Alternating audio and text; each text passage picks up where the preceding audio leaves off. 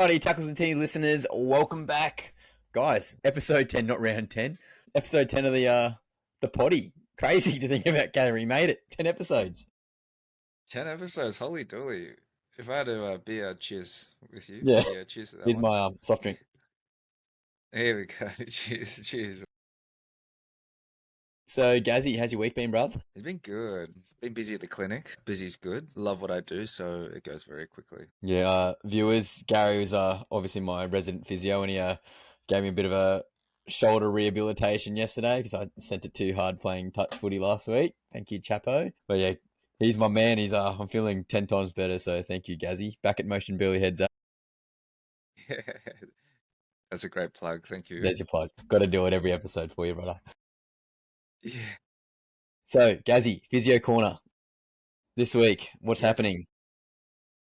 A fair bit going on Physio Corner. Hey, let's dive right into it. But a bit of a wrap up round 6, and then a couple of players returning this round 7. So yeah, very, very awesome. Several key players picking up injuries. So we've got from the Warriors skipper James Fisher-Harris. He lasted about 11 minutes during the game before going off, and they've just had scans, and he's out for about 4 to 6 weeks with a pec injury, as will Charles Nickel Clockstad. He failed his HIA in the second half of that game, so he's got that 11-day stand down.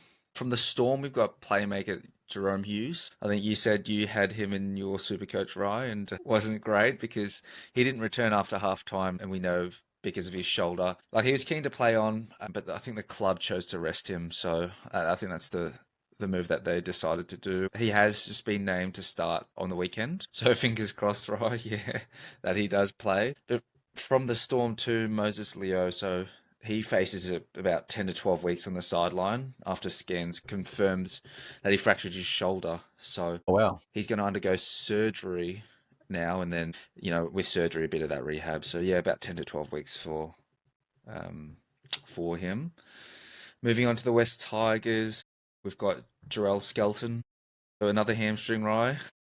It's an epidemic. hamstring corner. It's happening.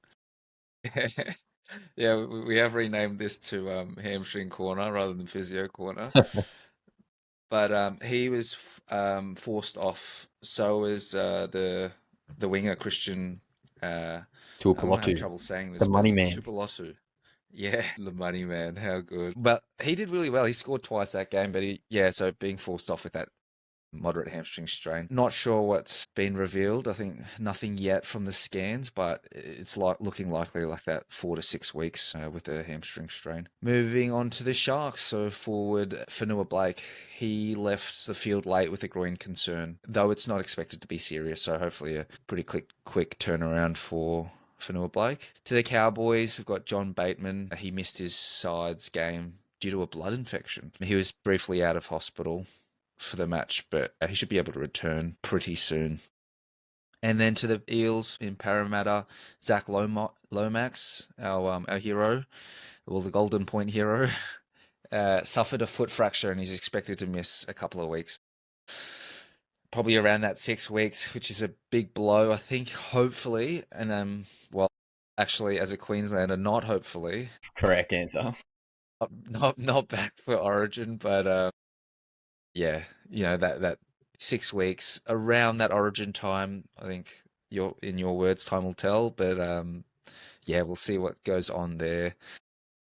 To the Roosters, Lindsay Collins, he's going to mix about 6 weeks with a MCL injury or a medial ligament injury. Several Knights players, including Jack Hetherington, Saifidi, and they're unavailable and will be expected to miss a couple of weeks too.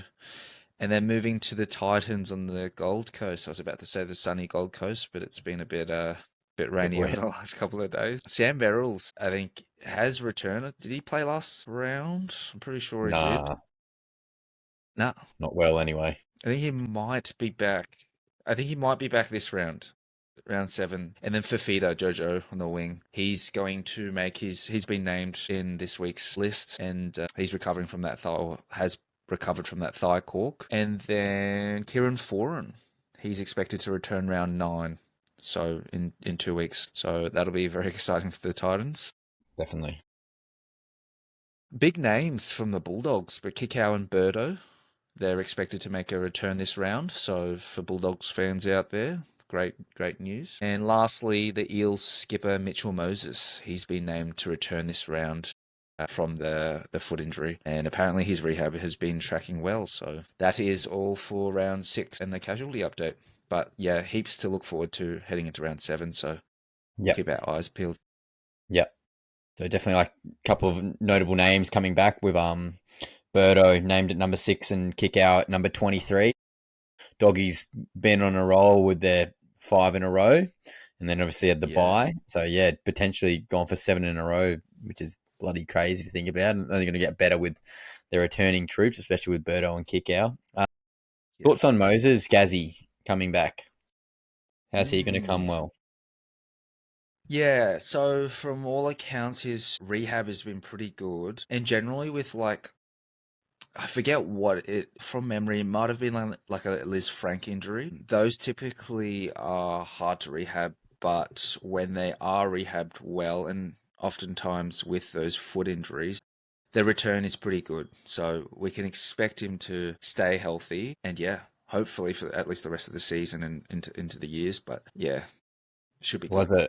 Was a cross analysis from last year. Ponga and Payne Haas both did a Liz Frank injury, so I think that's a good stead for Mitchell Moses coming back. But it is interesting to note that it is a previous foot that he got surgery on. So again, that could be a lingering issue. And again, being a halfback where he has to do majority of the kicking, it'll be interesting. Yeah. Hamstrings, guys. The repeat offenders, okay. Jeremy Skelton and Christian Tuipulotu. They've both done the hamstring already this year. Are they going to be extra careful, the clubs, with these two boys? Yes, so that re-injury rate, right? The clubs, at least from a medical perspective, would be thinking, in terms of rehab, like making sure the rehab's good, right? But then I'm thinking they might even hold them back slightly, and just to make sure that they are 100% ready to return to their, relative positions and stuff like that. So the clubs, yeah, definitely not going to be looking at rushing rehab. So they'll be keeping a close eye on the boys, making sure that they're all good. So, viewers, if you remember last week, I was talking about the size of the players and how big they're getting. These two wingers, Gerald Skelton and Christian Tuipulotu, they're big boys, and that's why I had that assumption last week, Gary, where you corrected me that the size of them and the amount of force that they're pulling through their legs could be an issue, but you said that wasn't the case, correct? Yeah, not as much. Like their output would be high, but it's not real. It's not a risk factor for like a hamstring injury. Typically it's like overtraining, underloading, or like weakness of the hamstring, frequency, volume of training, that type of thing. That would lead to an injury rather than like the size of the player. Yeah.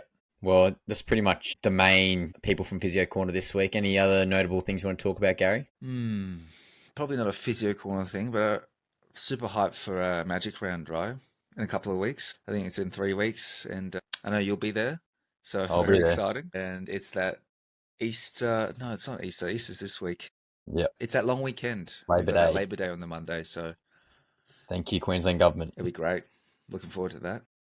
Thank you, NRL, for putting that in there as well. That was definitely a strategic play. I was listening to the NRL physio today, Gary, actually on his podcast, and I think he summed it up quite well. Magic round for rugby league male listeners / viewers is schoolies for adults. It's the best way to describe it. Yeah, great description. It's very, very, very true. It's schoolies for like 30-year-olds. Literally, that will make 25 to 70-year-olds. I'm gonna be having some beers and Yeah, some tinnies with some older fellas at the Caxton, I think. I went to 100%. the Caxton last week because I went to the Dolphins game and the Broncos game, and I tell you what, it was 20,000 at the Dolphins, 40,000 at the Broncos, mate. It's going to be like 70,000 people in that area. Obviously, the stadium's going to be packed out, but then you got 15,000 people in the Caxton Street, Yep. mate. The atmosphere is going to be just unreal. Unreal. The vibes will be very high. There's going to be a lot of cheer hooing, a lot of Yeah, screaming and yelling and yeah, celebrating. So it's going to be great. yeah. I'll make sure to take plenty of photos for you, Gary, so you're not too jealous. Yeah. Rubbing it in, rubbing it in. Yeah. All right, Gary. I reckon we just go straight around the news around the ground. So the Storm dominated the Warriors. So the Melbourne Storm delivered a commanding 42-14 victory over the New Zealand Warriors. The Storm surged ahead early, leading 36-0 at halftime. And as you mentioned earlier, Gary, Jerome Hughes suffered a shoulder knock and did not return after halftime as a precaution. The Warriors, James Fisher-Harris, also hurt his pec, which you also mentioned, Gary, and CNK failed his head injury. So again, the Warriors on the way down, Storm on the way up. Gary, thoughts on Storm? Yeah, they look great. You know, aside from losing Jerome Hughes just for that half, Papi was really good. Pappenhausen at fullback, and Yeah, you've probably killed it. covered on the SuperCoach episode, but like, yeah, he killed it. So whoever I'm sure many people would have captained him. Would have been great. I did not. I thought you No, scumbag. no. I picked him up this week, so Good man. yeah, it's great. So we got the Knights' offensive struggles. So Gary, I don't know if you heard this stat on the weekend, but I did manage to catch it from news.com. The Newcastle Knights suffered a 24-0 defeat to the West Tigers, making their third consecutive loss. The Knights extended their scoring drought to 275 minutes before a late try. The continued absence of key playmaker Jack Cogger has heavily impacted their attacking structure from news.com. Gary, Yes. 5 minutes without a try. That is wild. That just shows the lackluster attack. Yeah, that is very wild. What a stat. Love that. I traded out Kalen Ponga this week for Pappy. Just not like no not as much like flair from Ponga this season so far. Like he usually plays very electric, like has that flair to him, but it just this season he's just looking hard to kind of crack the line and just to get over. Um, yeah, We'll talk it into the review from last week's game, Gaz. But I want you to tell me how many points. So they've played 5 games now. How many points do you think the Knights have scored this year? from 5 rounds. Yeah, because they had the bye. I'm gonna say if they average like 12 points a game, like 60 points. They have scored a whopping 40. Wow. Yeah, so they're not even averaging 12 point, like two converted tries a game. Shocking, mate. Yeah. If Tim's listening from work, he'll be shaking his head. Yeah, it'd be interesting to hear his perspective. But yeah, we'll go through in the breakdown. We had some key points on the fantasy files, guys. So the fantasy files are a new segment, strictly dedicated to SuperCoach. We had a new panel member Chris on today with Andy, and we really went through the whole Ponga debate. So if you guys want to hear that in a full breakdown, go on to Spotify, Apple Podcasts, YouTube, wherever you hear your content for tackles and tinnies, you'll see the fantasy files in there. And yeah, definitely worth the analysis breakdown from Chris and Andy. They did a really good job there. Next news around the ground. So Raiders overwhelmed the Eels. I watched the highlights of this one, Gaz, but they won 50-12 in Darwin. So young halfback, or 5'8", I should say, Ethan Strange showcased his potential by contributing to multiple tries, offering a glimpse into Canberra's future. Do you like Ethan Strange at 5'8", Gaz? Yes or no? Yeah, I Very like young. him at Yeah. 5'8". Yeah, I think, yeah, he's quite young, right? So he could gel and mold into these different positions. He's fast. He's got a pass on him. So at 5'8", he could, well, playing really well. So like even from there, transitioning to other avenues. But yeah, I do like him at 5'8", looking all right. Very big body. Like he significantly bulked up in the off season. Maybe not next year, but the year after, I kind of would like him to see him shift into the forwards and be more of that lock position. I think it'd be absolutely dynamic. And again, as the league has changed over the years, especially in 2025, looking for that more mobile forward, he could definitely be the next generation of playmaking, faster version of Isaiah Yo. Obviously, Yo's top tier. I'm not comparing him to Yep. Yo, but Yo-esque, I guess you could say. Yep. Yep. Like a forward that can also play the ball. Yeah, Yeah. like a faster version of like Aaron Clark sort of vibe. Anyway, food for thought. So off-field developments. So the Penny Panthers, the form slump. So the defending champions, Penny Panthers, have lost 5 of their last 6 matches following a 30 to 12 defeat against the Dolphins. The team has struggled with defensive issues and instability in their spine, partially due to injuries and partially due to departing key players, according to theguardian.com. Thoughts on the Panthers, Gary, before we go on to their match review? Yeah, they've definitely hit a slump. It'd be interesting to see, if we like analyze it a bit further, but just haven't been playing great. I can't really put my finger on it, but it's like Cleary, like, and not pointing fingers because it's a team effort, right? But like, is it Cleary and his kind of attacking game? Is it their defense? Is it a bit of both? Like, I think it's just probably a whole team thing, yeah, like attack and defense just not gelling as well together. Yeah. I think their biggest issue, and I don't want to go too much into the breakdown, but again, looking at the ladder is always useful. They've conceded 170 points, Gaz. That's not Panthers like. It's one of the worst defenses in the league, actually. Mm. If not second worst top here. Yeah, second worst defense in the league, which is crazy. That's not the Yeah. Panthers. So that's a big contrast to what they've been like previously, because previously their defense have been like Melbourne-esque, that solid stone wall. Yeah. So yeah, massive. So if they can try and improve their defense, that would go really far. But yeah, a lot of people are writing them off. I think I saw a poll. It was like, do you think that the not the Melbourne Storm, the Penrith Panthers will make top 8 this year? And 80% of people voted no, that they won't be able to Yeah. make it. So So I think still early days. Yep. But yeah. I saw something today. I think if they want to make top 4, they need to win 13 of the next 18 games. Yeah. So that's Yeah. pretty crazy. So then you've already got that, all that pressure already. It's like, 65, 70% of their games. Yep. And obviously in the past, they've had the luxury of resting Origin players. I don't think they have that luxury anymore. So again, putting more wear and tear on their big guns. But again, we'll go through that in the analysis after this. The Roosters players confront Thurston. I want to really break this down. So, have you seen the Spencer Leniu versus Jonathan Thurston argument, Gaz? Yeah, I did, post game. Oh, mate. Okay, so I'll read what I've got here. So the fallout from Spencer Leniu's heated confrontation with Jonathan Thurston has erupted into one of the most polarizing stories of the 2025 NRL season. A clash of opinions, personalities, and deeply unresolved tensions. So what has happened? During the Roosters' round 6 win of the Broncos, Leniu allegedly called Thurston a fuckwit while exiting the field on the 56th minute. Thurston, taken back, confronted Leniu post-game, leading to a fiery sideline argument that escalated into the sheds and involved Ben Hunt, security staff, and reportedly the Broncos hooker, Billy Walters. Leniu also snubbed Walters with a handshake and called him a snitch for his role in reporting the 2024 racism incident involving Ezra Mann. So that was the whole monkey incident that Jonathan Thurston was also had a comment on. So the backstory. In 2024, Leniu served an 8-week suspension for racially abusing Mann, calling him a monkey during the Las Vegas season opener. Thurston had publicly said the penalty should have been harsher, which Leniu interpreted as a personal attack. Leniu also reported frustration that Thurston didn't criticize Mann as strongly after the Broncos 5'8" pleaded guilty to drug driving, which led to crash injuring to a child. So this is what Spencer Leniu said on Instagram. Don't be two-faced. I'm sweet if you hate me. Just don't be fake.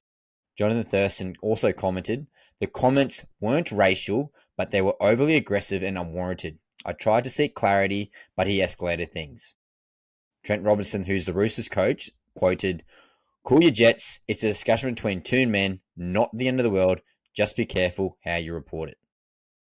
And Neil Breen's take, okay, he's one of the NRL panelists. So veteran journo Neil Breen blasted the NRL's refusal to intervene, calling it a cop-out.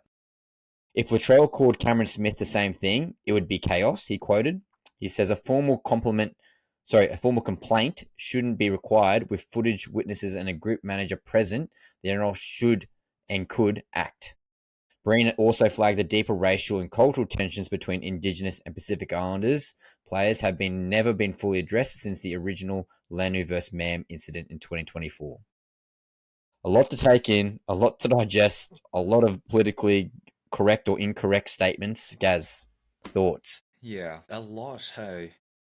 I think the overarching thing is that it's never great to have any form of racism in, I guess, any form of anything, let Yes. alone sport. It seems like a bit of like, and it is like off-field like beef, and it seems like maybe Spencer Leniu may have taken a bit of, well, taken it very personally. And it also seems like I agree with the Roosters, coach being like it's probably two grown adults like trying to, talk about the incident, and it's just happened that the like media seems to, take these things and then take it for a bit of a run. For sure. But yeah, I'm not sure like if there's a wrong or a right here. I guess I can only hope that they kind of sort it out mutually. Yep. I think my take on it is that if Thurston's tried to talk to him man to man and reached out to him privately, and Lenu's not reciprocating the olive leaf, essentially the olive branch, that's where he's just almost being immature in that regard. If Thurston's trying to seek clarity and trying to squash whatever beef they had from the Ezra Mam incident in 2024, just move on from the whole thing, Spencer Lenu's making it worse by not having that conversation. Yes, it's a hard conversation to have, and there's cultural ties and racial ties to everything here. So again, it can be quite heated, and obviously Spencer Lenu was heated in that incident. But Spencer has to have that conversation because now, as you Yeah. said, Gaz, the media's taken it, and it's just going to get worse and worse and worse until Spencer almost quote unquote mans up and talks to Yep. JT. Yep. Thoughts? Yeah, exactly. Yeah, I think you summarized that really well. It's a personal thing that they need to like figure out because yeah, the media is just going to take whatever they say and then just spin it. And yeah, it is very heated, especially with all the, differences in race and things like that. Yeah. Yeah.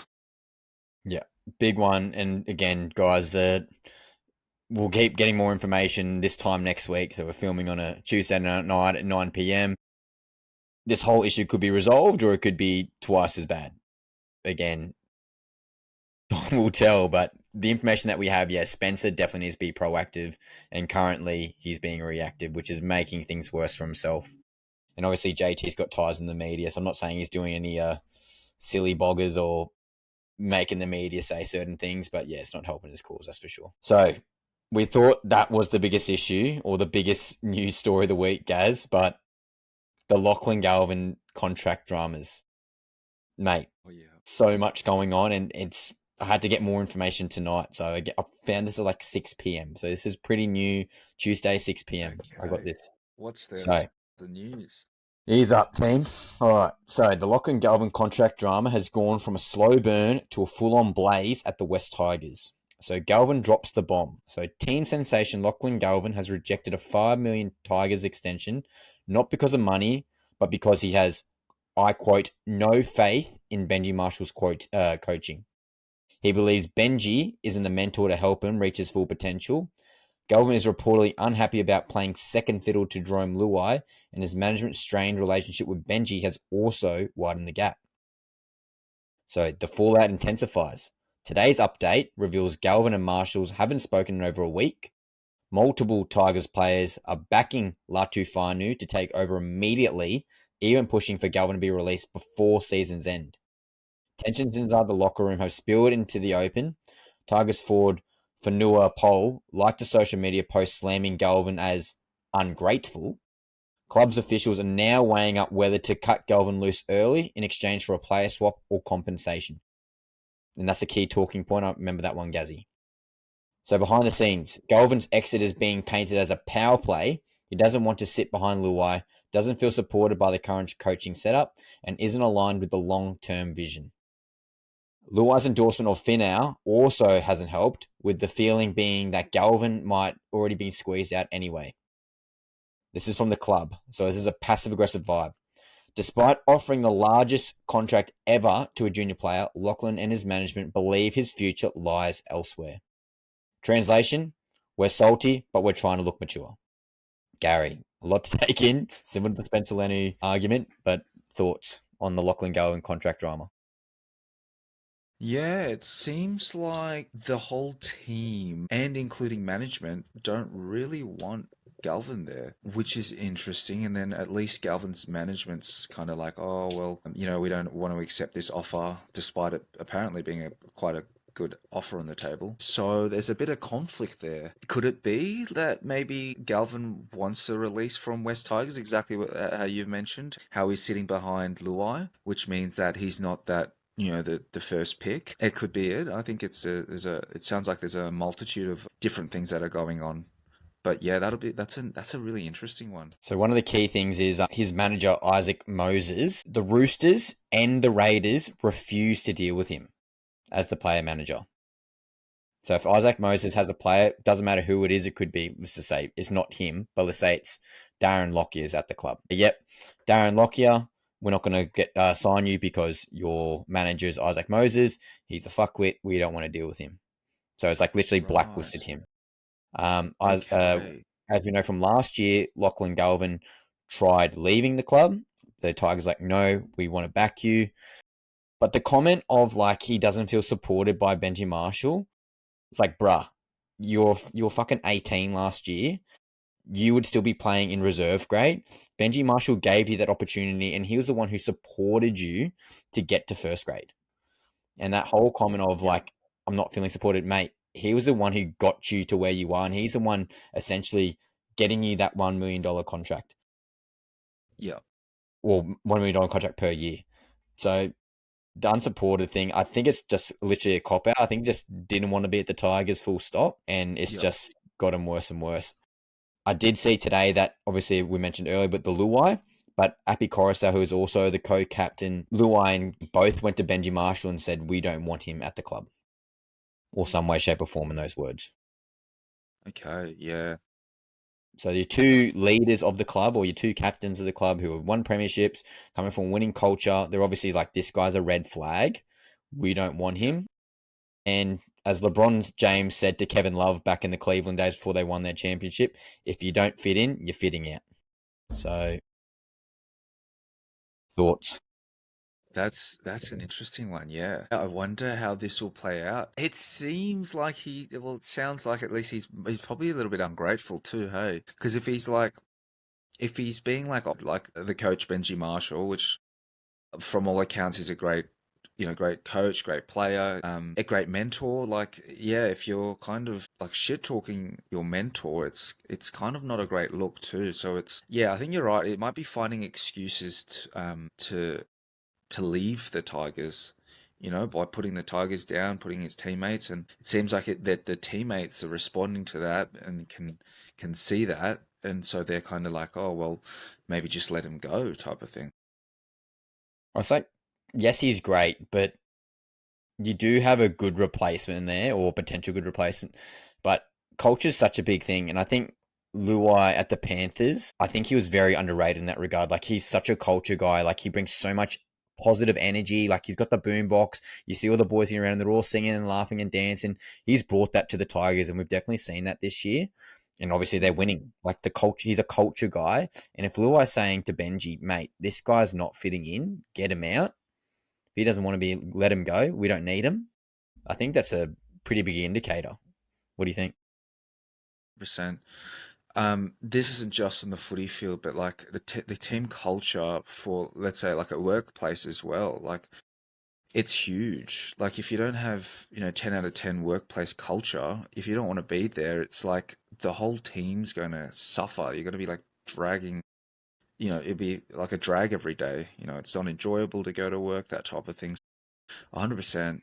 And the Storm apparently, just listen to like podcasts on YouTube and stuff like that. Apparently, they've got a really great workplace, well, like a culture at the team, and spearheaded by Bellamy. Yep, can And imagine. apparently, yeah, like Bellamy interviews his players and makes sure, and does a really comprehensive screen that the player is inherently like a good person. Because it's like things like these off-field drama, like with I forget his name already, but with Thurston and Spencer Lenny. Spencer, Yep. yeah, like those types of things. It's like it detracts from the game Like the game should be focusing on, who the better team is on the field. And then, yeah, kind of when these things happen, it just takes away from that. Yep. I think it's it, eh? Like players come and go, but a club is there forever. So the Tigers, especially of all the clubs, they've been at the bottom for 3-4 years now. They need good club culture. And again, if your two leaders of the club are saying he's not worth the burden, get rid of him. And in my eyes, if you can get a player of some ill will to come in and assist the Tigers this year, if not the next month, I'd be trading him out ASAP, which is Yep. crazy. Yep. No, totally agreed there.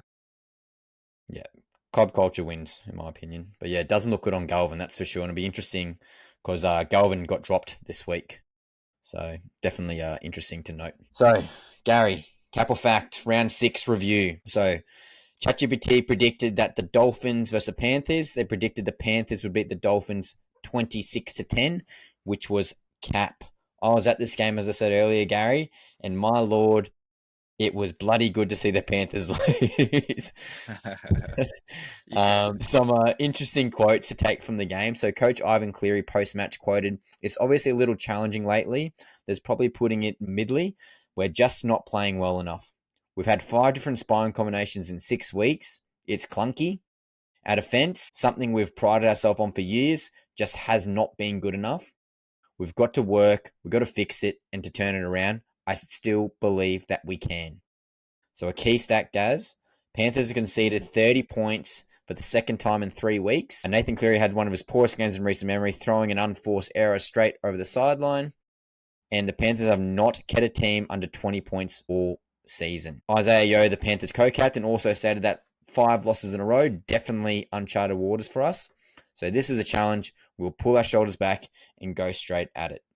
Gazzy, thoughts? Yeah, and we briefly discussed this before, but yeah, the defense from the Panthers hasn't been that great. Yeah, interesting stat. They haven't kept a team under 20 points. So that's wow. Yeah. If they can work on that. And I like that Ivan Cleary's still very positive as their coach. And yeah, it's like they can definitely turn it around. They're that premiership, 4 in a row. They can turn it around, but it'll take a lot of effort and from all the boys. But yeah, we'll see. Time will tell. So I thought Hammer was great as well. Hammer got a hat trick, and watching him run live, mate, he honestly, I don't know how he does it. Like he's in second gear and he's just floating.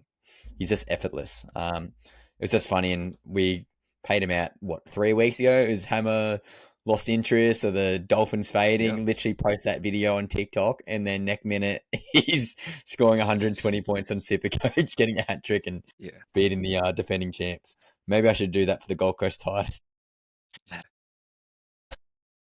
He's looking good. Um, He's looking good, like his he usual is, self, I think. and coming into form for Origin time, which is good to see. So game 2, maybe we want to go over this one quick, Gazzy. Dragons versus Mm. Titans. So ChatGPT predicted the Dragons 24 to the 22, which was fact.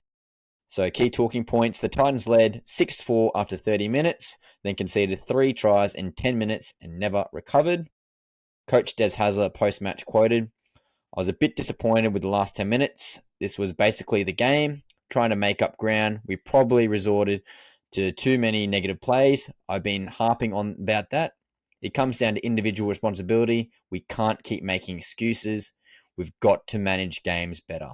That last quote is quite important because the management of the game, I think that's where Kieran Form will do quite well. And I think he's back in week 9. So that's a physio corner segment, Gazzy, next week. Mm. I thought Dave Fafita was really good as a silver lining.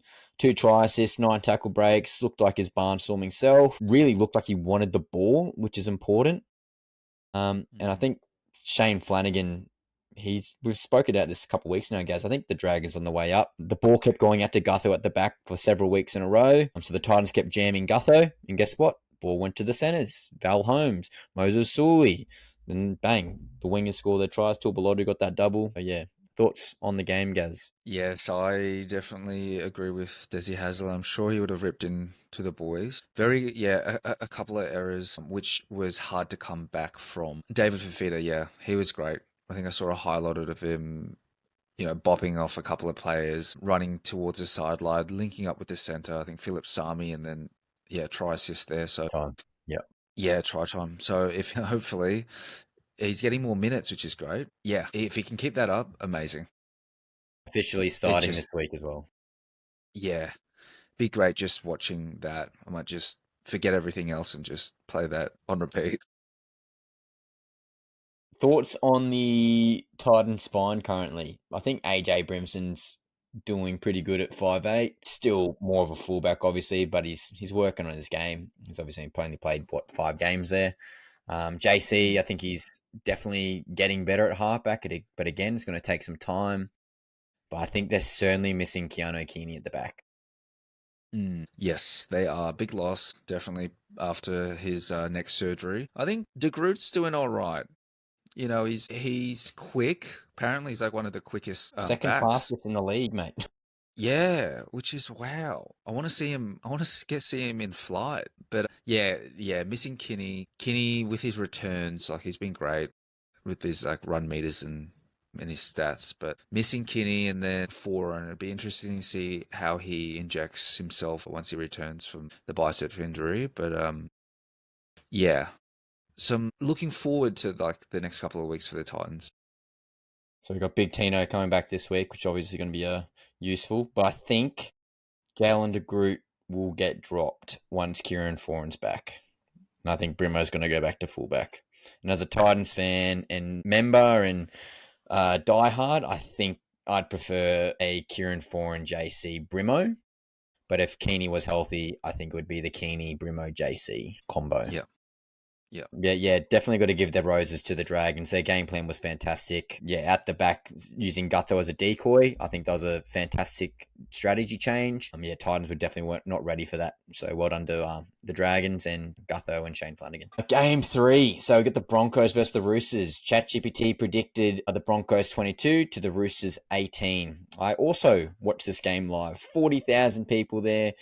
Probably 65% Broncos, 35% Roosters, jam-packed, atmosphere was awesome, and I tell you what, wow, the Roosters are bloody good. So a key talking point. So the spiteful clash at Suncorp saw 5 players put on report and 2 in the bin, and a heated post-game blow-up involving Spencer Leniu and Leniu-Thurston, which we dissected earlier.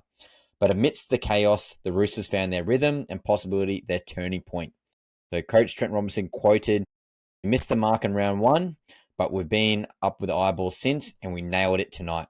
There's a real spirit in this team. You could see it from the start." Key performances, Billy Smith, the man, the myth, the legend. More of a myth because he's been injured for so many times, but it was fantastic to see him play really, really well. He got 2 tries, 97 run meters, 17 tackles, and you got to love a sin bin. You got old reliable James Tedesco, bloody killing it. Doesn't look like he's scoring ever, but I'll tell you what, he racks up those SuperCoach points. And Connor Watson managed to play the whole 80 minutes, and Docker Clay, who was meant to be their utility hooker, didn't play. So actually the Roosters only played with 16 people on the field. So again, we mentioned the 5 people in the sin bin. A lot to take from this game, Gaz. Thoughts on the Broncos and/or Roosters? For the Roosters, it's massive for them because it's like going into Brisbane Broncos home ground, and to win like that, that's awesome. So Roosters supporters out there absolutely cheering. Yeah, agreed. Like Tedesco with his stats too, all the run meters, his tackle busts, amazing. Not only for SuperCoach but for all Roosters fans. Yeah, doing really well. So yeah, keeping that up would be amazing. And if the Roosters can keep form and keep going, yeah, I think top 8 for sure. Especially if beating the Broncos, and then depending on who they've got next, like they could really go for consecutive back-to-back wins and then make it in. Yep, definitely. Thoughts on the young halfback Hugo Gazzy, the big 6'4" halfback Hugo. Ooh, Hugo can't Savama. really remember Hugo. Yeah, so But he's pretty much in there just to literally kick the ball. Like he just kept bombing it. I could kick it bloody 70 meters on the fly. And I was watching in the top tier of the stadium in the nosebleeds, and it was really evident that the Roosters were lacking that kicking from Chad Townsend. So I think it was a really good rookie debut for yeah, nice. And yeah, I think the Broncos I think they just thought they were going to go in there, just roll them, but you can't do that. Mm. Every team this year, as we've seen on the ladder, Panthers know all too well, you got to be ready to play. And the Broncos just did not look up to scratch. They will have some troops coming back in the coming weeks. Ezra Mann's around the corner potentially. But yeah, Roosters are going to have some guns back too, so it'll be interesting mid-year post-Origin where these two senior rosters will come through. So game 4, Sharkies versus Seagulls. ChatGPT predicted the Sharkies 28 to the Seagulls 20, which was fact. So the key talking point, it was billed as the Nico Hines versus DCE, but it will become the Will Kennedy show. The Sharks fullback lit up Optus Stadium with one of the most complex performances of the season, capping out a solo try and shredded 6 Manly defenders. Coach Craig Fitzgibbon quoted, "He was in hospital for our last game, and then this week he shows up to literally capable of anything. You don't hear these stories, but Will's the kind of bloke who turns up and plays through anything." So Kennedy had an awesome try, broke like 6 different tackles to score 1, had 2 line breaks, 170 run meters, safe as houses on the high ball. There was a lot of speculation that Will Kennedy, out of their sort of spine, he was the one who was probably going to lose his job or spot. So take that, Will Kennedy haters. You've done quite well there. Winger Sam Stone Street got 2 tries, 182 run meters. Trindle got 4 try assists. He was clinical. Key notes for the Manly Seagulls. That Homolio Kawatu have a shoulder cork, as you mentioned in Physio Corner, Gazzy. But he said it was just more of a burner. So, yeah, Coach Seabold quoted, "He's fine, but it's one to watch heading into Origin." And, yeah, AFB came off with a leg cork. But as you said, Gazzy, potentially 4 to 6 weeks. And the Sharks have now won 4 straight in Perth. That's pretty much all the key points from the game. What's your thoughts on the Sharkies and Manly game, Gaz? Yeah, pretty much you summarized it really well, but Will Kennedy's performance was outstanding. Yeah, that's about it. Yeah, he smashed it. He was that good. Like, again, I'm a big guy of the eye test because stats tell one thing, but I think the eye test tells another. He was just everywhere. And that's what you want to see from your fullback. And the passion, he really looked like he just wanted to take the game by the balls and win it for his team, which is great to see. Next game, we've got the Rabbitohs versus the Cowboys. ChatGPT predicted the Cowboys 26 to the Rabbitohs 14, which was fact. So the key talking point, the Cowboys won ugly, but they got the job done. Despite the flat first half, Todd Payten's men have now banked 3 straight wins, while the Rabbitohs are left wondering whether Latrell's experiment at 5'8 is actually working. Scott Drinkwater quoted this at halftime, "That was terrible. We made a lot of errors. We're really flat out there. It's good we're in the lead, but we need to come out in the second half with a lot more energy." So, Latrell Mitchell, 5'8", played solid on the left, set up Ewan Aiken, kicked well, but lacked dominance, created a late try for Jai Gray. I like Trell mid at 5'8", and especially with Cody Walker back this week, Gazzy at halfback. What are your thoughts on the Rabbitohs Cowboys? Wasn't too bad. I don't think I watched this one. I didn't think watched the highlights, but Jai Gray, he's good at fullback. He's very like defensively pretty good. Then do you know if Latrell's coming back to slot in at fullback? Is He's that named the at 6 this week. at 6? Okay. Yep, Yeah. Cody Walker's Yeah. at 7, Yeah, I which will help, think I think. And they've yeah. also got Lewis Dodd, the English import, who's a halfback. So potentially he could go to centre or fullback. But yeah, definitely named at 5'8". Yep. Yeah, it'll be interesting to see what he's like at 5'8", because he's such a, he's like a center slash fullback, but then can pass a ball. So having that combination at 5'8", like he can even just like kind of dummy and run it himself. And like, yeah, try time. I think having Cody Walker there this week and potentially Lewis Dodd will help him significantly in the halves. His long kicking game's incredible. He's got one of the best long kicks in the game, up there with like DCE Moses. So I think they'll certainly help him in the attacking zone. But again, got to give a shout out to the Cowboys, looking fantastic. Bloody Jackson Purdue, I traded him out of my SuperCoach team after the slow start by the Cowboys, but he's bloody killing it. He got a second half double. Mm, Reece Robson's rounding into Origin form, which is a bit annoying for New South Wales. He got 141 run meters, 41 tackles. Taumalolo's looking fantastic again. Had a bit of a slow start coming back from injury, but yep, fantastic. There was also, there's one key note that the Bunnies had a hip drop controversy with Jack Wyden. A lot of the panelists / analysis live / post game were complaining that was not a hip drop. So viewers out there, you go watch the highlights again. Go to this video, comment if you reckon that Jack Wyden's hip drop was actually a hip drop. We want to hear from you guys. So next game, we got Eels versus the Raiders. ChatGPT predicted the Eels 24 to the Raiders 10, which was cap. The key talking point, it was carnage and Darwin. The Raiders absolutely tore the Eels apart with a relentless go forward, slick ball movement, and some of the most complete spine play they've produced in years. Meanwhile, Parramatta looked like a team stuck in quicksand. No Moses, no anyone. They have no hope. On Raiders highlights, Joey Tarpany led the charge early and finished with a trademark offload to send Matty Nicholson's over for a stunning late try. Hudson Young, gun, enough said. Xavier Savage and KO Weeks combined for a couple of tries. Both so dynamic with the ball. It's really good to see. And Jamal Fogarty, what can we say? Vintage performance. So good. His kicking game's unreal. But yeah, whispers to Manly in 2026 grow louder. Again, does Jamal want to leave? Can he stay for another year or two? Is the money going to be too good in Manly or somewhere else? Don't know. Time will tell.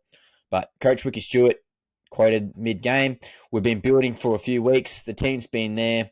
Now the exhaustion's catching up. The boys did the jersey proud tonight. Now, the woeful Eels, Gary. The Eels low light reel. Second time in 6 rounds have conceded 50 points. Only 40% possession. Dylan Brown got one solo try very early on, just running through the line, which was pretty slack. And Mitchell Moses has been named for next week, so I guess that's the only shining bright light. Coach Jason Riles post-match quoted, "It's a reality check. We looked flat and we're totally outplayed in the middle. We've got a long way to go and we can't rely on 1 or 2 players to fix it." What's your thoughts, Skazzy? Yes, totally agree. Like, just based on the performance of the Eels so far, they are lacking a bit of direction. It'll be really interesting to see, though, when Mitchell Moses returns this round, how they perform. I think Eels, at least it's better to have Moses on the team than no Moses. So from here, it's like Eels players can probably, like fans and stuff, can expect them to play better. Yeah, definitely. Well, I think, again, Moses, that's just so much for the team. And then Dylan Brown can be more of that 5'8" position. And Iongi at the back is going to be better. It's going to be definitely a snowball effect. But again, you can't rely on one person to win you every single game. So, Game 7, Storm vs Warriors. ChatGPT predicted the Warriors 22 to the Storm 20. And that was a big old cap. And we both predicted that one, Gazzy. So the key talking point, this was Melbourne at their absolute peak, putting up 36 points in 30 minutes and completely dismantling the Warriors' defense before halftime. It was over before the break, and the Storm were on cruise control by halftime. The Storm surged, the 17 straight wins over the Warriors, which is the longest active streak in the NRL. They led 36-0 at halftime with 7-0 line breaks. Pappenhausen was flawless from the tee again, and now he's got 14 conversions in a row. Craig Bellamy pre-match commented, that streak doesn't get spoken about. We've been on the other side of it before. There's a different side now, and we need to be at our best. You definitely put that message in beforehand. Heavy Coates absolutely dominated, and he's probably going to get some award later in the Tinnie Awards, but he got 2 try assists, 1 try. He's got 12 tries in the last 8 games versus the Warriors. So he looks absolutely unreal. Again, Queenslander looking very, very good. Hughes injury watch, suffered that shoulder injury that you mentioned earlier on, Gazzy, in the 12th minute. But he did manage to stay on until halftime and still managed to slot a 40-20, so can't be that bad, surely. But yeah, Warriors walking wounded. JFH, he got a pec injury, as I mentioned earlier, Gazzy. CNK failed his HIA. They just don't look too good. What are your thoughts, Gaz? Yeah, I feel for the Warriors, like losing their captain like that. Charles Nickel-Clockstad not returning and failing his HIA. Yeah, I don't know how they will go moving forward. I am cheering them on. Do love the Warriors, but yeah, tough week for them. Yep. It's always going to be hard against the Melbourne Storm. Doesn't matter how well you prepare. they're just a team that can just blow you out of the park, and which they did. So onwards and upwards up the Literally. wires. Yeah. So last game of the round, it was the Knights versus the Tigers. ChatGPT predicted the Knights 20 to the Tigers 18, which was cap. The key talking points. Benji's blueprint is finally starting to click. The Tigers were aggressive, organised, and smart, playing far more polished than they have seen in recent years. Meanwhile, the Knights hit a new attacking low, barely threatening the line and looking completely rudderless without a spark or sharp. Tigers takeaways. So now in the top 8, the first time this deep into the season since 2021. That's pretty interesting. The defence was locked in. The Knights restricted to just 1 try in 80 minutes and 3 key try scores in Taruva, To'oa, and Dream Bulla. So Jerome Luai's first Tigers masterclass. So laid on Dewey's try with a slick right deep sweep. Controlled the tempo beautifully, kicking game on point, kept Ponga very quiet. And the Luai Bulla Dewey link looks like it's been coming to serious contention. Benji Marshall quoted post game stating, "I don't want to get nitty gritty. Let's just say I'm proud of the boys. They stuck to the plan. We'll tidy a few things up." And again, you can feel at the edge of Benji's tone, he knows the Tigers left one in the soft tone. He's been not accepting that complacency. There was a sin bin scuffle, so Toa and Dane Gagai both got sin bin after a heated scuffle. Tigers turned the penalty into points immediately, which is a statement.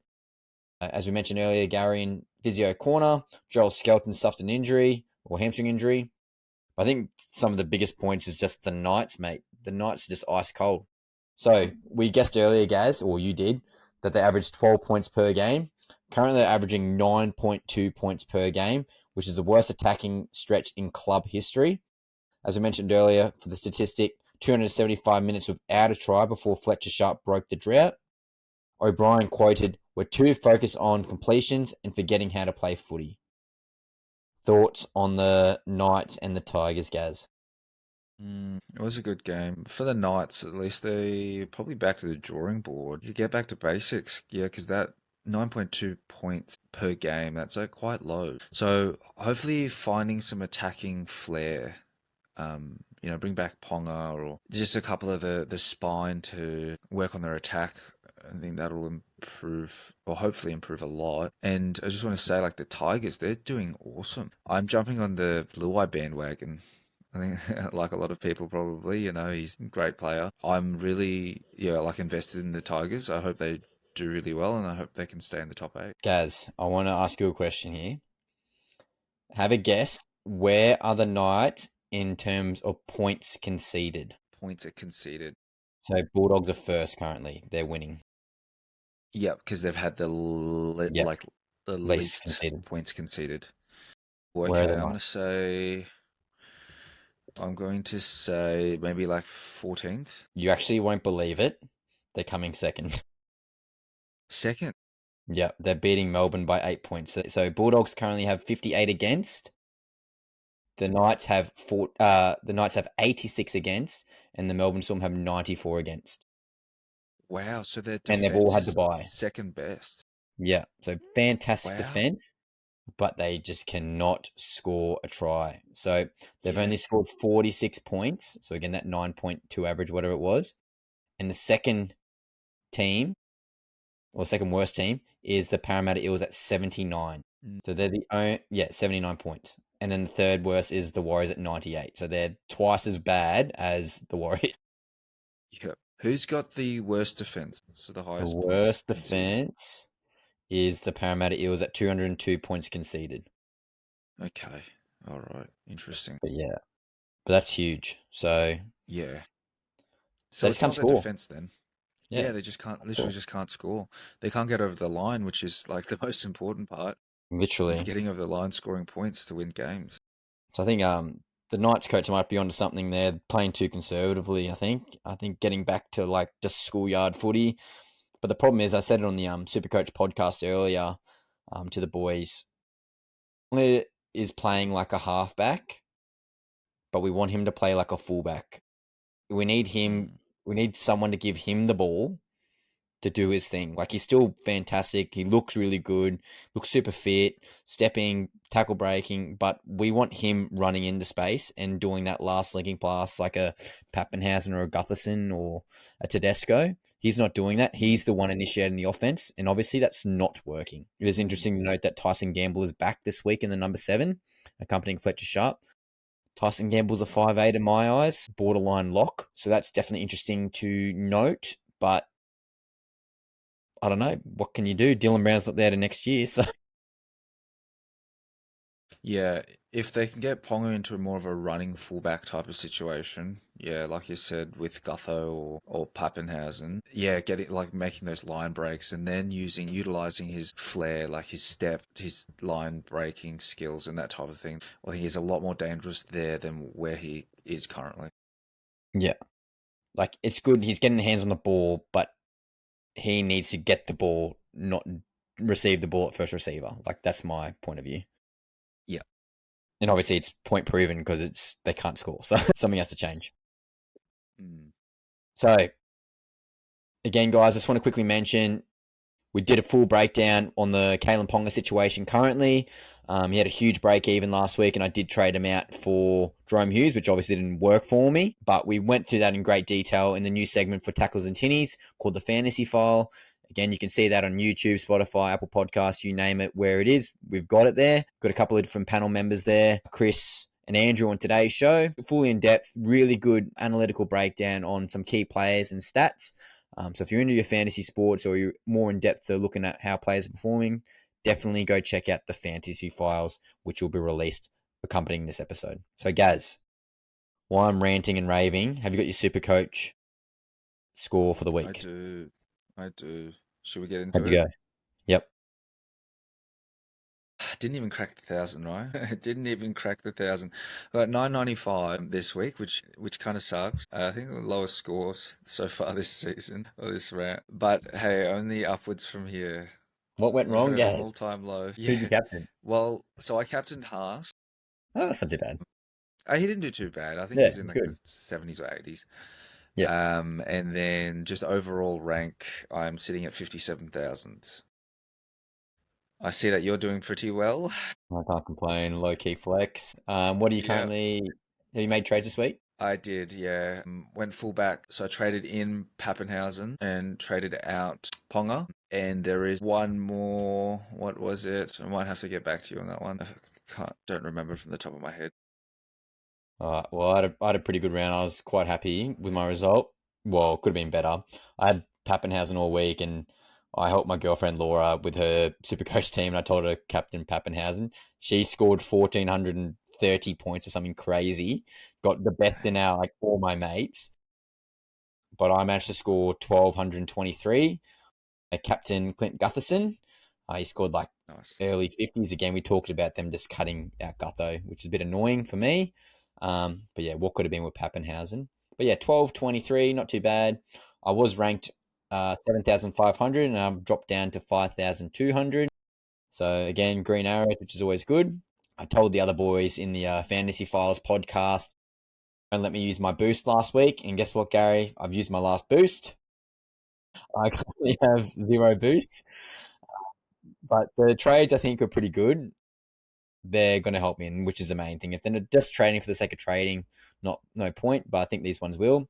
So I'm getting rid of Vailepu, he's like a bench warmer for the Melbourne Storm. He's been dead weight on my bench. He's not doing anything for me. So yeah, has to go. So I'm trading in Dylan Egan. He managed to get heaps of cash last week, got like 120,000 cash last week. But again, still has a huge break even. Break even's at negative 55. So if you guys haven't got Dylan Egan, then definitely get him in. I've rage traded out Nico Hines. He's fucking annoying the shit out of me for like 3 to 4 weeks now. He's done absolutely nothing on Supercoach. Fantastic player, passes the eye test, but again, with Trindle there, he's just not Supercoach relevant at this current stage.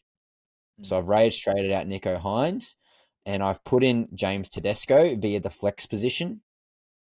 So yeah, Teddy to Hines, which is pretty good. And I've downgraded Shibasaki to Hiroti, which allowed me to facilitate some trades there. And I've still got Tuapolotu on the bench who's got the hamstring injuries. Tuapolotu will be getting traded out, which will essentially free up like $300,000 next week. So I'm in pretty good condition. I'm just love a trade. It just gets me horny. No trades left. No trade boosts left. Nice, bro. Nice, Go nice. big or go home. Gazzy, the tipping. I'm back. He's back. I'm back. So last week, Gaz, you tipped the Panthers. I tipped the Panthers against the Dolphins. We were both wrong. The Dragons versus the Titans. We both tipped the Titans. We were both wrong. Broncos versus the Roosters. We both tipped the Broncos. Both wrong. Now, this is where I come to my own here. The Sharkies versus Manly. I tipped the Sharks. You tipped the Manly. I won. Rabbitohs versus Cowboys. I tipped the Cowboys. You tipped the Rabbitohs. I won. Then we both tipped the Raiders against the Eels. We both tipped the Storm against the Warriors. And we both tipped the Tigers against the Knights. Gary, by your own fault, I reminded you twice during the week, but I got no bold predictions. However, I did manage to get one bold prediction. So I'm 2 weeks in a row, I've got one. I got Pappenhausen to score 100 points on SuperCoach. So I was right. I said 3 out of the 4 Queensland teams to win, which was wrong. And I said Tedesco to score 100 points on SuperCoach, which was just wrong. But Gary, in round 6, you got 3 points. In round 6 for myself, I got 6 points, which means for the season, Gary, you are on 25 points and I am on 26 points. I'm back, baby. He's taken over. He's taken over. Uh-oh. How the turntables, all right. Really, it's just a play. It's a high IQ player. Just, didn't submit the tips. Just thought I'd give you a bit of a sniff and I need be a all the bit help I can get, more brother. close, Doing it for the viewers, really. That's it. Gary's just going to flex out his marathons. Okay, so we got ChatGPT, round 7 predictions. So the Thursday game, we got the Seagulls versus the Dragons at 4 Pine Park. ChatGPT has tipped the Dragons on a roll and could upset Manly. So tipped the Dragons there. The Friday game, Bulldogs versus the Rabbitohs. ChatGPT has predicted the Bulldogs' strong form should continue against the struggling Rabbitohs. So we got the Rabbitohs there. Sorry, we got the Bulldogs there. The second Friday game, so Dolphins versus Storm at Suncorp Stadium. We've got Storm experience and form make their favourites against the Dolphins. The Saturday game, we got the Warriors versus the Broncos in New Zealand, where the Broncos likely to bounce back to get a win in New Zealand. The second Saturday game, we got the Roosters versus the Panthers at Allianz, with the Panthers to win despite their recent struggles to edge over the Roosters. The first Sunday game, so Easter Sunday here, we got the Titans versus the Raiders, with the Raiders' recent form suggests they should secure the win over the Gold Coast Titans. The second Easter Sunday game, we've got the Knights versus the Sharks at McDonald Jones Stadium. So the Sharks' consistency gives them the upper hand against the Knights. And Easter Monday, we got the Tigers versus the Eels at CommBank. The Eels are expected to outplay the Tigers in this matchup. I don't know what the fuck ChatGPT is doing, but they keep tipping the Parramatta Eels and they keep getting it wrong. But anyway, Mitchell Moses is back, so that could be useful. So, Gaz, I need your tips. So, got Manly versus the Dragons. Who you got, Gazzy? Oh, yes. Hello. Manly versus Dragons. Who you got, mate? Yes. So I've got Manly for Manly against the Dragons. Manly. Doggies. I've tipped the Bulldogs. Yep. To win against the Rabbits, and then the Storm to win against the Dolphins. Got the Warriors against Broncos, and then Roosters to win against the Panthers. Smoky. Yes, I like this, man. I reckon. And then Titans. Titans never failed the Titans. Sharkies to beat the Knights, and then Tigers to beat the Eels in that spoon bowl. Couple of spicy picks there, Gazzy. Have you got any bold predictions this week, or are you going to let me get the upper hand again? Yeah. I do like this bold prediction. Should we go through it? What do you got? So with my ones, Thomas can't. He's a Knights second front row, or second rower. Yeah. He's been doing okay in recent times, so I've got him to go 60 plus points in SuperCoach. So we'll see how he goes there. Reece Walsh from the Bronx, I reckon he's going to do all right against the Warriors, so him to go 90 plus on SuperCoach. And then the fan favourites, or at least my favourite, our favourite, the Titans to win by 12 plus. I like that. That'll be an interesting one because the Raiders are on fire and Raiders Yep. are great, so And they're tipped I'm really favourites as well. hoping Titans at home. Yep. Yeah, I with like them, Tino guys. back. Yeah. Yep, good picks. All right, I've got Ryan Pappenhausen to score 100 plus on SuperCoach again. So let's go back to back Pappy. I got Gutho to score 100 points on SuperCoach. Needs to pull his finger out compared to last week. And then I've done this tip before, which was wrong, but I'm hoping this will work out. I want 3 out of the 4 Melbourne Big Four to score against the Finns. So they're my spicy picks for the week. Okay. Yeah, nice. We got the Tinnie Awards for round 6. So they got the Hit Stick Award. We got Samuel Afanu's hit on Phoenix Crossland in the dying minutes. The Knights were just chucking balls left, right, and centre. They were trying to make something happen. And then Samuel Afanu just absolutely folded him. And then Phoenix Crossland got up absolutely blowing up, and the Tigers were just yahooing like they do. So again, that positive culture that we were referring to that Lachlan Galvin doesn't want to be a part of. Samuel Afanu gets the Hit Stick Award. The Hidden Gem Award. We got Dylan Egan. He was absolutely unreal. He got 99 points at Supercoach. First time in the middle and on the edge. He's fast becoming a bit of a cult hero in the Big Red V land or Dragon land. Fantastic. I don't know if he'll get named to start again. He's got named off the bench, but again, last week he was a late starter. But yeah, unreal. His hometown's like 4,000 people population. I don't know exactly where it was again, but yeah, super small town. Definition of hidden gem, like came out of nowhere really, which is fantastic. So yeah, Dylan Egan, Hidden Gem Award, hands down. This one just hurts my soul because it's somewhat relevant. The Not So Super Coach Award. So lucky I traded him out, but it backfired on me. So I'll go the honourable mention, which was Jerome Hughes, who scored me 16 points. That was obviously due to injury, but yeah, Jerome Hughes, screw you, effed over my Super Coach. But the Not So Super Coach Award, he was highly captained this week, is Kalen Ponga. He got 34 points. And the Knights attacking is looking scarily bad. And again, we mentioned that 9.2 points per average recently. Not good at all. So Kalen Ponga, the Not So Super Coach Award. But the positive news, the Supercoach Player of the Round. A couple of Melbourne boys here, but it goes to Xavier Coates at 148 points. Only scoring 1 try is wild and still getting 148 points. It just shows you how dominant the Melbourne Storm were. And obviously Ryan Pappenhausen was a close second at 136 points. Yeah, Melbourne Storm looked unreal. But wanted to also chuck in Dave Fafita in there. That was by far his best game of the season. Gazzy, you can vouch for this. As Titans fan, we love to see Big Fifi tearing up. That's for sure. Absolutely. Love it. So, the bloke who needs a Tinnie Award. Dave Fafita didn't do this to Desi Hasler, but every other player did. Des Hasler, coaching the Titans at the moment. He's got some headache selections. He's decimated with injury in the outside backs in recent weeks. He's got a bit of selection issues. Does he put AJ back to fullback when Kieran Foran comes back? Does he pick and stick what he's currently got? Yeah, Des Hasler, don't know what he does at the moment. He needs a Tinnie, that's for sure. And the Golden Tinnie Award, the illustrious award, our MVP award, the best player of the week. And I don't think it's close. I think it's Ryan Pappenhausen. Absolutely electric on the weekend. He was being that link man, did everything for Melbourne Storm, especially when Jerome Hughes went out. He still stood up. And again, he's got 14 conversions in a row, which is crazy. Could be an Origin bolter for New South Wales. What do you reckon, Gaz? Yeah, he's looking. Yeah, totally agree, Ryan. He's looking great. Yeah, I like him there. He's great for the Storm, and yeah, maybe a smoky for the New South Wales. Yeah, that'd be interesting. Well, if Dylan Edwards keeps playing the way he is and Panthers aren't firing, I think you have to reward the best player, surely. And I'd love to see Pappy's definitely earned it, that's for sure. I've got a fan question, but I'm going to post that separately on Instagram and TikTok. So if you really want to see that, guys, keep following us on our socials. I keep preaching every week, but it certainly helps us and it helps the algorithm.